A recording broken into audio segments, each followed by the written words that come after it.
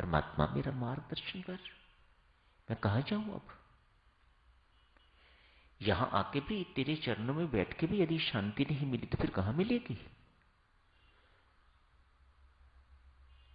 रात सो गए। कहीं लिखा है स्वप्न आया, कहीं लिखा है आकाशवाणी हुई, कहीं लिखा है अंतर प्रेरणा हुई। एक ही बात है। बहरहाल मार्गदर्शक अपना काम कर रहा है। उन्होंने परमेश्वर से मार्गदर्शन मांगा है, परमेश्वर मार्गदर्शन कर रहे हैं। किसी भी ढंग से समझिएगा। खुशहाल दास, लाहौर छोड़ के तू बैठा तो यहां है, लेकिन तेरा मन तो वहां है, उसके पास, जिसके साथ तू लड़ाई झगड़ा करके आया है। उसके दिल में तेरे लिए द्वेष वैर होता तो शायद तुझे कुछ ना होता, लेकिन यहां तो तेरे अंदर द्वेष की, वैर की अग्नि चल रही है, ईर्ष्या की अग्नि चल रही है। अशांति कैसे हो सकती है?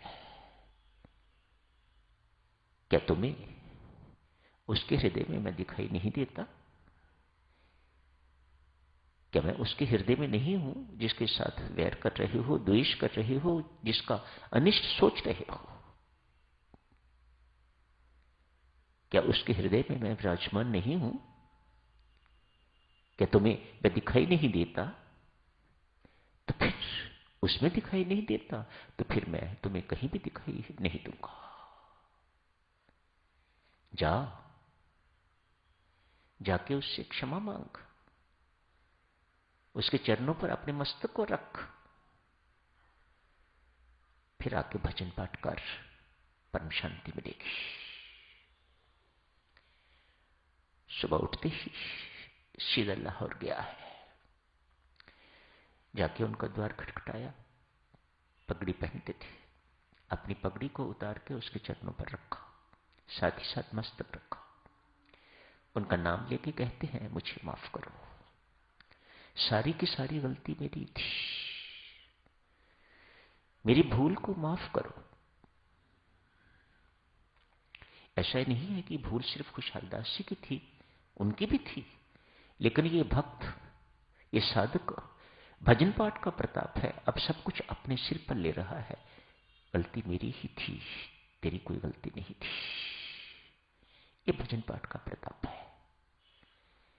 भजन से आदमी को क्या मिलता है? राम नाम की जब सारी सारी रात बैठ के जब से क्या मिलता है? ये मिलता है।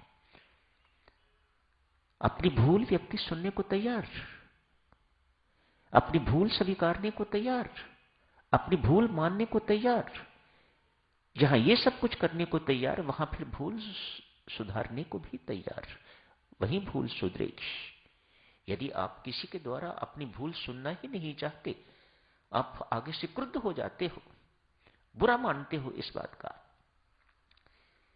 जो चीज तुम्हें दिखाई नहीं दे रही है, तुम्हें दूसरा व्यक्ति देख के तुम्हें बता रहा है कि तेरे अंदर ये चीज है, बुरा क्यों मानते हो?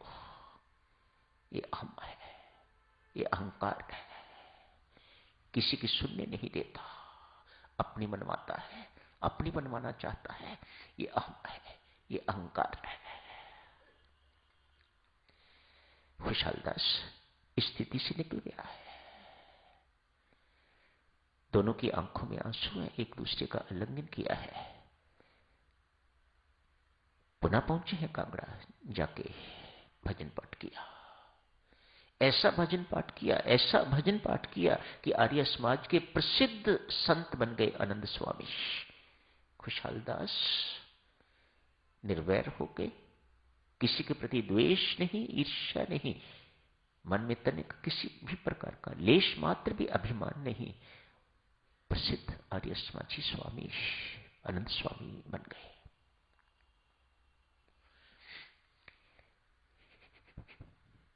एक छोटा सा मठ था, आश्रम, महाराजा विक्रमादित्य के वक्त की बात है। जब भी विक्रमादित्य राजा वहां से गुजरा करते, हर वक्त वहां से मंत्र उच्चारण की ध्वनि गूंजती रहती। ऐसा नहीं कि सिर्फ शिष्य मंत्रों का उच्चारण करते थे, जो वहां के मठाधीश हैं वे भी किया करते। विक्रमादित्य इनके दर्शन करने के लिए जरूर जाते, लेकिन हमेशा निराश निकलते उस मठ से। अनेक वर्ष व्यतीत हो गए, नो डिफरेंस एट ऑल। ये सब बातें भक्तजनों इसलिए मैं कह रहा हूं कि हमें खोजना चाहिए, कहीं हम भी वहीं कुएं के मेंढक की तरह तो हालत नहीं है हमारी भी।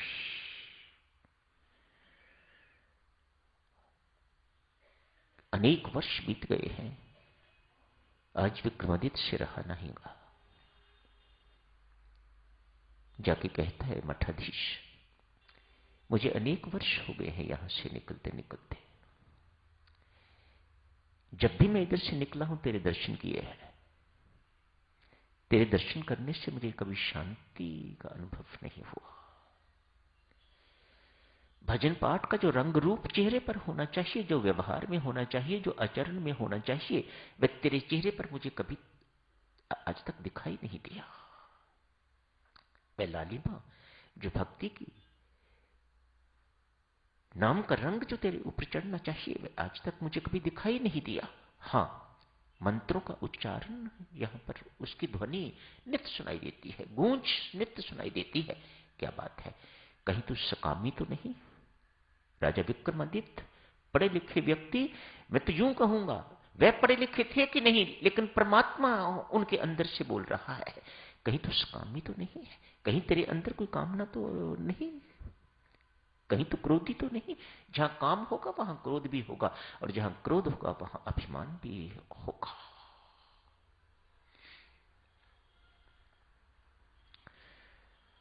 हमें भी साधक इसी प्रकार से बहुत देर हो गई है जाप करते करते, लेकिन चेहरे में जो नूर आना चाहिए, जो आभा आनी चाहिए, व्यवहार में जो सौम्यता आनी चाहिए, वाणी में जो मिठास आनी चाहिए, वह अभी तक नहीं आई। तो साधक जनों, हमें बहुत खोज की आवश्यकता है। खोजना चाहिए अपने आप को, दोष कहां है। मत ढूंढो परमात्मा को, इन बातों को देखो कि इन बातों का जीवन में फर्क पड़ा है कि नहीं पड़ा, मेरे जीवन में अपने में परिवर्तन आया है कि नहीं आया। खुशाल दास को अंतर्ध्वनि ने कहा था, अरे जहां ईर्ष्या की अग्नि जल रही हो, जहां वैर की अग्नि, द्वेष की अग्नि, क्रोध की अग्नि, इतनी सारी अग्नियां जल रही हो, वहां शीतलता कैसे हो सकती है। तो यही समाप्त करने की इजाजत दीजिएगा। धन्यवाद।